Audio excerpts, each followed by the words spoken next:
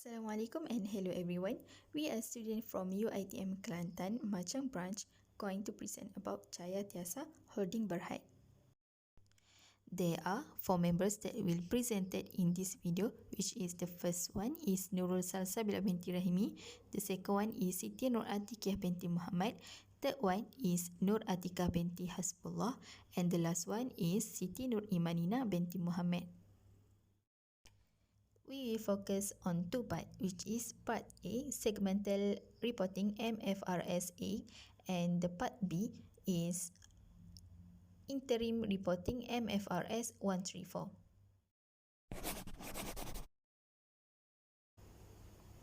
My name is Nurul Salsabila binti Rahimi. I'm going to present the first part of segment reporting, which is company background. Jaya Tiasa Holding Berhad, known as the preferred quality oil palm and timber producer in Malaysia. It is listed on the main board of Bursa Malaysia Securities Berhad. The name of Jaya Tiasa is derived from meaning of Jaya Sentiasa, which is success always. The vision of Jaya Tiasa is to be Malaysian preferred producer of high quality oil palm and wood based products that are both green and sustainable, while mission of Jaya Tiasa is to build a large, viable corporate organization that is a first choice employer, constantly improving by leveraging our human process and technological capital and contributing to the nation growth. Next, Jaya Tiasa Holding Berhad is an investment holding company, operates as a timber producer in Malaysia. Business activity of this group is breakdown into various segments, which is include oil palm plantation and crude palm oil mining. Through its subsidiary, the company manufactures a product such as round logs, plywood, and rotary veneer. In addition, the firm also provides a management service, which is fabrication and workshop services, production of coconut seedlings, private flight production, and bird nest, while Jaya Tiasa Forest Plantation Sdn Berhad is known as a subsidiary of reforestation activities. Factors to consider in having segment reporting. The first one is nature of the product or service. It is refers to the type of product or service produced by the company. So for Jaya Tiasa Holdings Berhad, the nature of the product of the company is the palm oil and the woody based product. The second one is the nature of the production processes. It refers to how the products are produced and the service provided. For Jaya Tiasa Holdings Berhad, the palm oil is produced from the development of the palm plantation and had through a few processes until produce palm oil. The third factor is types or class of customers for the product or service. Jaya Tiasa Holdings Berhad's customers are mostly the user of crude palm oils and timber products such as Rimbunan Hijau General Trading Sdn Berhad and Borneo Edible Oils Sdn Berhad. The fourth factor is method used to distribute the product to the customer. For Jaya Tiasa Holdings Berhad, the company export their product to various types of market in Asia Pacific, Middle East, Latin America, and Europe by air transportation and by ship. For the types of segment, Jaya Tiasa Holdings Berhad is organized into business units based on their products and services and has 5 operating segments, which are oil palm, oil mill, logs trading, manufacturing, and other segments. The first segment is oil palm, where it is responsible in the development of oil palm plantation. The second segment is oil mill, which is segment to process the palm oil. Third segment is logs trading. It is a segment for extraction and sales of logs and development of planted forest. While manufacturing is a segment for manufacturing and trading of sawn timber, plywood, veneer, blockboard, and laminated wood. The last segment is other segment, where it is mainly comprises of the provision of transportation, fabrication, and workshop services and investment holding. Who is the chief of decision making? The chief of decision making is the group key management personnel. The CODM is responsible to review the segmental operating result in order to make decisions about resource allocation and performance assessment. Not all operating segments need to be separately reported. Operating segments are only required to be reportable if they exceed quantitative threshold. A reportable segment is one that meets any one from three types of 10% quantitative threshold. First one is revenue. It is reported revenue from the sales to external customers, and inter-segment sales is 10% or more of the combined revenue, which is internal and external of all operating segments. The second one is result or profit. It is the absolute amount of segments reported profit or loss is 10% or more of the greater of the combined reported profit of all segments reporting profit of the combined loss of all segments reporting losses. The third one is asset. The segments asset.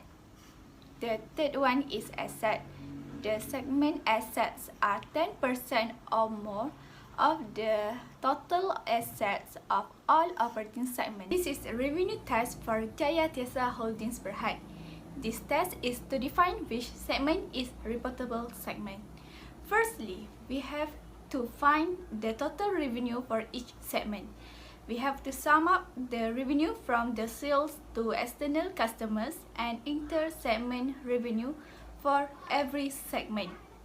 Then we have to total up the total revenue of each segment to get the total revenue of all operating segments. To get 10% quantitative threshold revenue, the total revenue for each segment will divide by total revenue of all operating segments. Then we will choose any segment that achieves 10% or more to be the reportable segments. From the table, we find out that oil pump, oil mill, logs trading, and manufacturing segments are reportable segments for Jaya Tiasa Holdings Berhad, while other segment is classified as non-reportable segment because the segment does not achieve 10% quantitative threshold revenue. For operating profit or loss test, we find out that logs trading and manufacturing segments are reportable segments, while other segment is non-reportable segment. For identifiable asset test, we find out that oil pump, oil mill, logs trading segments are reportable segments, while manufacturing and other segments are non-reportable segments. After determining the reportable segment, the entity should ensure that the total external revenue attributable to those reportable segments is at least 75% of the entity's total revenue. If the 75% threshold does not meet, additional reportable segments should be identified even if they do not meet the 10% threshold. In determining the 75% rule, we are going to calculate by using the formula given. After determining the 10% result, we identify that we have 4 reportable segments, which is contributed to external revenue 734,677,000 ringgit, while total revenue is 701,833,000 ringgit. The combination of the external revenue from reportable segment contribute to 104.67%, which is more than 75%. Therefore, it is fulfilled with 75% of the total revenue. Let's see the conclusion together, which is constitute of advantage and disadvantage of segment reporting. The first one of advantage. The key advantage of segment reporting is transparency. For business that operate in different categories or geographic areas, segment reporting can reveal which areas are profitable and which are drains on the bottom line. Okay, for Jaya Tiasa Holdings Berhad, segment reporting of oil pump, oil mill, logs trading, and timber manufacturing shows a operation of that segment are more profitable than others. It could prompt a change in strategic direction. If the manager done it for properly, it keeps manager from hiding unprofitable ventures. Secondly, is segment reporting can help to improve the context. It is allows stakeholders to get a better sense of the fluctuation that might affect overall numbers.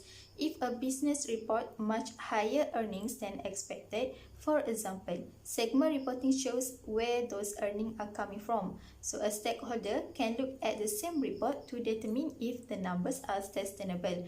It's designed to help investors better understand the business and its potential cash flow. Let's take a look of disadvantage of segment reporting.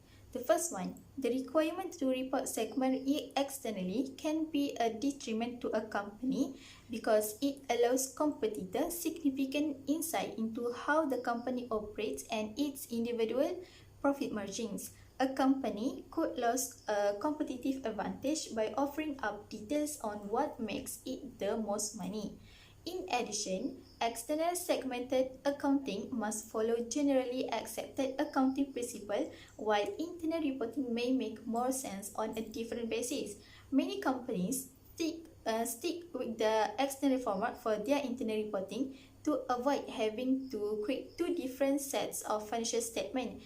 This can result in the managers not getting the kind of information they really need. Assalamualaikum, my name is Siti Nur Imanina.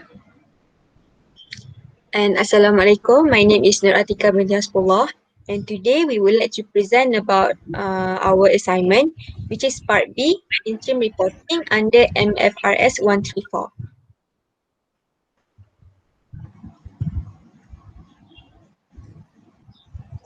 So for the basis of preparation for Jayatiasa Holdings Berhad, the interim financial report is unaudited and has been prepared in accordance with MFRS 134, interim financial reporting, and paragraph 9.22 of the listing requirements of Bursa Malaysia Securities Berhad. The interim financial statements should be read in conjunction with the group's audited financial statements for the financial year ended 30 June 2019. The explanatory notes attached to the interim financial report provide an explanation of events and transactions that are significant to an understanding of the changes in the financial position and performance of the group since the financial year ended 30 June 2019. There are two accounting policies used in preparing the interim report. First, impairment of financial assets.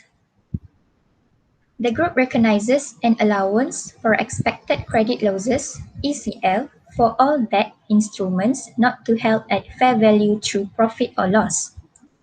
ECLs are based on the difference between the contractual cash flows due in accordance with the contract and all the cash flows that the group expects to receive, discounted at an approximation of the original effective interest rate. The expected cash flows will include cash flows from the sale of collateral held or other credit enhancements that are integral to the contractual terms. From Annual Report, page 88. Second, it is the inventories. Inventories are stated at lower of cost and net realizable value. Costs incurred in bringing the inventories to their present location and conditions are accounted for as follows. Raw materials, purchase cost on weighted average cost formula.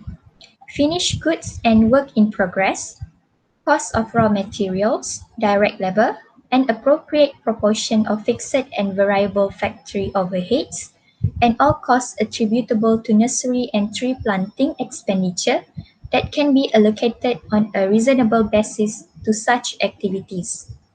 Processed inventories, cost of raw materials, direct labor, and an appropriate proportion of fixed and variable production overheads.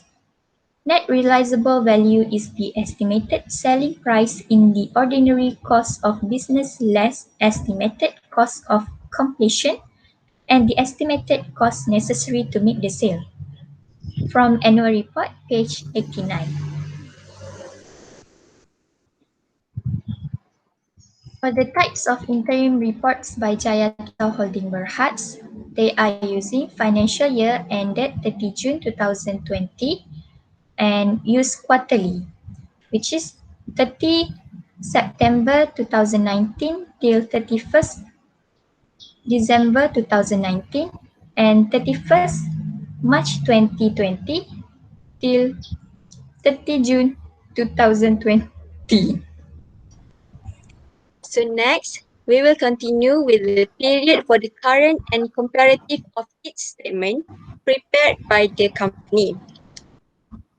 First, statement of profit or loss and other comprehensive income for the current interim. There is from 1 April 2020 until 30 of 2020, which is 3 months. For the cumulative, it started from 1 July 2019 and it ends on 30 June 2020, which is consists of 12 months. For the comparative interim report, for the current, it started from 1 April 2019 and it's ended on 30 June 2019, which is consists of 3 months. For the cumulative, it started from 1 July 2018 and it's end on 30 June 2019, which is consists of 12 months. Next, statement of financial position. For the current interim report, it started from 1 July 2019 and it's end on 30 June 2020, which is consists of 12 months. As for the comparative interim report, it started from 1 July 2018 and it's end on 30 June 2019. Next, statement of changes in equity. For the current interim report, it started from 1 July 2019 and it's end on 30 June 2020, also 12 months. And for the comparative interim report, it started on 1 July 2018 and it's end on 30 June 2019, also 12 months.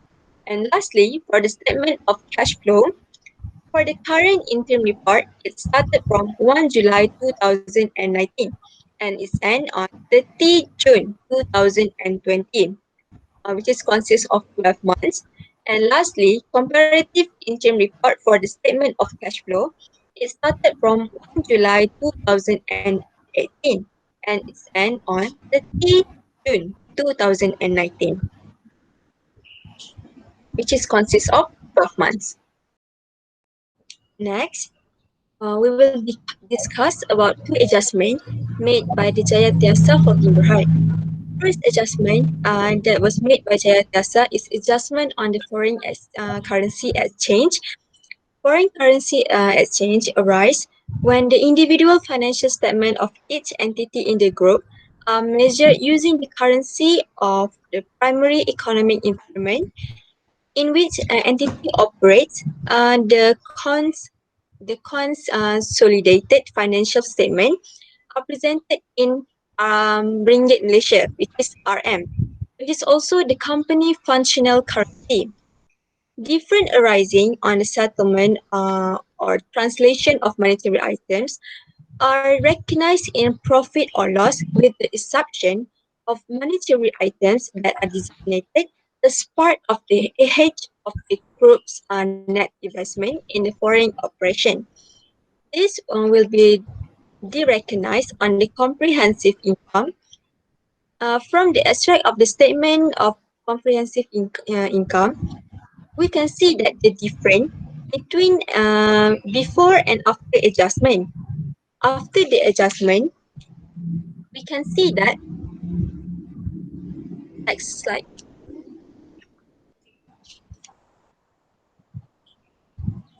Okay, this is the extract of a statement comprehensive income before adjustment on the foreign exchange.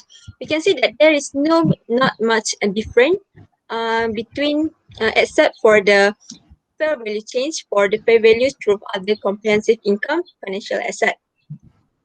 Next slide, please. Okay, and after the adjustment on the foreign exchange, we can see that there is a difference between the fair value adjustment reserve on the 30 June 2019 and the 30th June 2021. This the difference is 5,000. And for the next adjustment is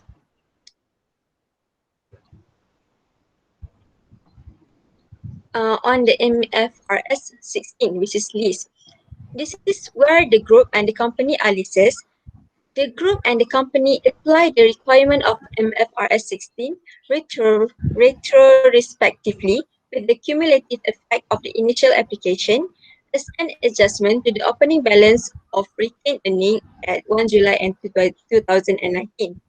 At 1 July 2019, for leases that were classified as operating lease under MFRS 117, lease liability were measured at the present value of the remaining lease payment, discounted at the group's and the company weighted average incremental borrowing rate as at 1 July 2019 at 6%. Right of use the asset are measured at either their carrying amount as if MFRS 16 had been applied since the commencement date, discounted using the least incremental borrowing rate at 1 July 2019, or an amount equal to the lease liability adjusted by the amount of an prepaid or accrued lease payment. Okay, next slide.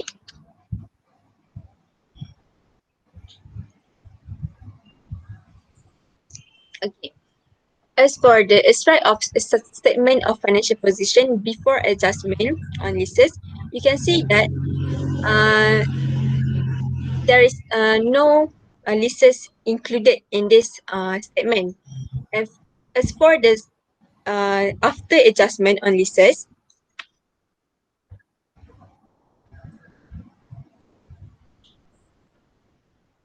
okay, this is after the adjustment on leases. We can see that the effect of the adoption of MFRS 16 will give the difference between before and after, which is the difference is 6,783,000. So we can see that by applying the MFRS 16, it can increase the amount of the non-current asset. Okay. Next. So that's all from me and Imanina.